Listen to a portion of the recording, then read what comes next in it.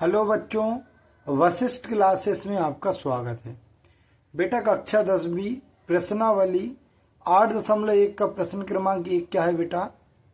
बहुत ही सिंपल प्रश्न है। जिन बच्चों ने इस चैप्टर की इंट्रोडक्शन नहीं देखी हो तो सबसे पहले बेटा उसे देखें, उससे आपको सभी चीजें क्लियर हो जाएंगी, ठीक है ना। तो प्रश्न क्रमांक 1 है बेटा, त्रिभुज ABC में जिसका कोण B समकोण है, AB बराबर 24 सेंटीमीटर और BC बराबर 7 सेंटीमीटर, निम्नलिखित का मान ज्ञात कीजिए। तो पहले वाले में हमको साइन कोस A की वैल्यू बताना बेटा, और दूसरे वाले में बताना साइन C और कोस C की वैल्यू। तो सबसे पहले बेटा हमको क्या करना पड़ेगा, एक 90 अंश का समकोण त्रिभुज जिसमें एक कोण 90 अंश का होता है उसको बनाना पड़ेगा। तो ये देखो यहाँ पर ये 90 अंश का कोण बनेगा। यहाँ तक तो सबको क्लियर होगा, ठीक है ना। अब उसने बोला है कि कोण B समकोण है, मतलब जो समकोण है उसको क्या नाम देना है बेटा, तो अपन ने यहाँ पर नाम दे दिया B। और त्रिभुज कैसा होना चाहिए, ABC। तो ये हो जाएगा आपका A, ये हो गया B और ये हो गया C। फिर उसने आपको दे क्या रखा, तो हम लिखेंगे यहाँ पर दिया है। क्या दे रखा बेटा, उसने बोला AB बराबर 24, तो हम दोनों जगह लिख लेंगे AB बराबर 24। BC बराबर 7, तो अपन ने लिख लिया BC बराबर 7 सेंटीमीटर, ठीक है। मैंने आपसे क्या बोला था कि 8.1 में जितने भी क्वेश्चन है लगभग सभी में हमको पाइथागोरस प्रमेय लगाना है। तो देखो यहाँ पर हमको ये वाली भुजा मिल गई, ये वाली भुजा मिली, ये वाली भुजा का मान तो हमें पता नहीं है। तो सबसे पहले बेटा हमको इसे ज्ञात करना होगा। कैसे करेंगे, तो मैंने आपको बताया था कि किसी भी समकोण त्रिभुज में यदि दो भुजा पता है तो तीसरी भुजा हम पाइथागोरस से निकाल सकते हैं। तो हम लिखेंगे बेटा यहाँ पर इसी क्वेश्चन में त्रिभुज ABC में पाइथागोरस प्रमेय से, ठीक है। क्या होती है पाइथागोरस प्रमेय, कर्ण का वर्ग बराबर लंब का वर्ग धन आधार का वर्ग। एक तो ये है, और दूसरा तरीका इसका और अच्छा है बेटा, देखो 90 अंश के सामने वाली जो भुजा होती है उसका वर्ग।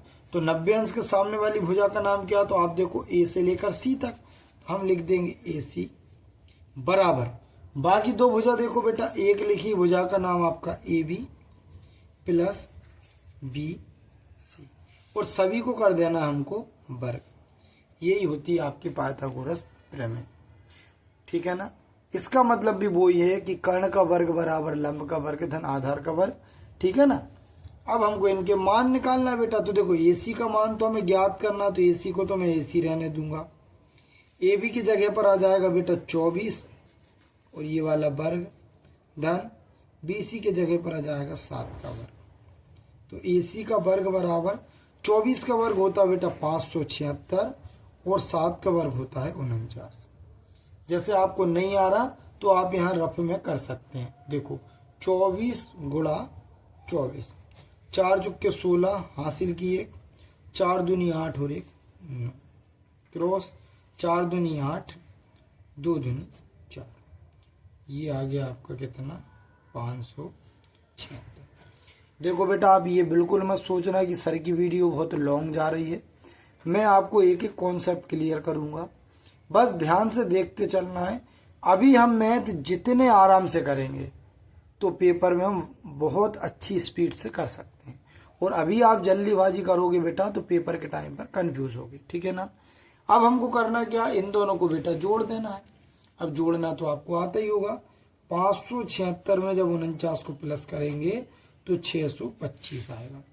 तो ये आ गया आपका 625। अब आपको इतना तो पता होगा बेटा कि 625 काय का वर्ग है, तो ये है बेटा 25 का वर्ग। तो 25 से वर्ग कैंसिल, मतलब AC का जो मान है हमारा वो कितना आ गया बेटा, तो AC का मान हमारा आ जाएगा 25। यहाँ तक किसी को कोई दिक्कत क्या नहीं होगी। अब हमको करना क्या है, ध्यान से समझो। उसने बोला है कि हमें प्रश्न क्रमांक 1 में बताना, क्योंकि उसमें भी उसने 2 दे रखे हैं। फर्स्ट वाले में बोला है कि आप हमें साइन ए का मान बताओ और हमें बताना है कॉस ए का मान बताना है। तो वही मैंने आपको क्या बोला था कि भाई सबसे पहले तो इनके हमें त्रिकोणमितीय अनुपात पता हो। तो त्रिकोणमितीय अनुपात वही अपनी ट्रिक क्या थी, लाल बटे का पहला वाला क्या होता है बेटा साइन, तो साइन मतलब हो जाएगा लंब बटे कर्ण, और दूसरा क्या हो जाएगा बेटा ये ए मतलब आधार और के मतलब कर्ण, ये हो जाएगा साइन थीटा, ये हो जाएगा cos थीटा। यहां तक तो बेटा किसी को दिक्कत नहीं होगी। अब हमें इनकी वैल्यू को रखना, तो भाई लंब कौन सा होगा, कर्ण कौन सा होगा। याद करो मैंने वहां पर बताया था कि हमें कैसे पता होगा कि भाई लंब क्या होता है और आधार क्या होता है, तो हमें थीटा को देखकर बताना था। तो देखो बेटा कैसे, मैं फिर से आपको आगे लेकर जा रहा हूं। ये देखो अब हमें पता है कि भैया साइन थीटा का काम कौन कर रहा है इस क्वेश्चन में, ए, तो यहां भी ए ही थीटा का काम करेगा।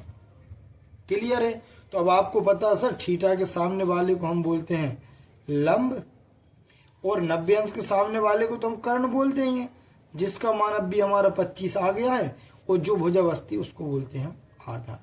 बस इन्हीं को देख कर लिख देना बेटा, लंब बटे आधार मतलब 7 बटे 25 और आधार बटे कर्ण मतलब 24 बटे 25। तो देखो लंब मतलब कितना आ गया आपका 7 और आधार आ गया 25, सॉरी कर्ण, और आधार आ गया आपका कितना 24 और ये आ जाएगा 25। यही आपका उत्तर है। आया कि नहीं आया बेटा समझ में। बहुत ही सिंपल क्वेश्चन है, आपको बड़े ध्यान से देखना है और ध्यान से समझना। बहुत ही सिंपल चैप्टर है। अब इसी का मैं दूसरा टाइप आपको कर दिखाता हूं। देखो समझने की कोशिश करना बेटा। अब दूसरा जो क्वेश्चन है उसमें उसने आपको बोला है कि भैया हमें आप बताओ साइन सी और कोस सी। तो भाई पंडित बद्री प्रसाद से हम लिख लेंगे लंब बटे कर्ण, और यहां लिख लेंगे बेटा आधार बटे कर्ण। अब यहां सी थीटा का काम कौन कर रहा है, सी, तो वो ही त्रिभुज को हम फिर से यहां बना लेंगे। कंफ्यूज नहीं होना, 2 बार बना लेना, डरने की कोई जरूरत नहीं, सर आपके साथ। ये अब थीटा का काम कौन करेगा भाई, ये सी करेगा। तो तुम्हें पता मान हमारे क्या क्या आए थे, तो ये वाले त्रिभुज से आप देखकर पहले लिख लो कि सर यहाँ पर आया था 24, यहाँ आया था 25 और यहाँ आया था 7। ठीक है ना। अब देखो अब आपको पता था कि सर 90 अंश के सामने वाले को हम बोलते हैं कर्ण और थीटा के सामने वाले को बोलते हैं लंब, और जो शेष बची भुजा उसको हम बोलते हैं आधार, बोलते हैं। बस तो लंब कितना आ गया आपका बताओ 24, कर्ण कितना आ गया 25, आधार कितना आ गया आपका 7 और कर्ण आपका 25। ये आपके बेटा प्रश्नों के उत्तर हैं। बेटा यदि आपको समझ में आया हो तो चैनल को लाइक सब्सक्राइब करना ना भूलें। Thank you for watching. अगली वीडियो में हम क्वेश्चन क्रमांक 2 को हल करेंगे। Thank you.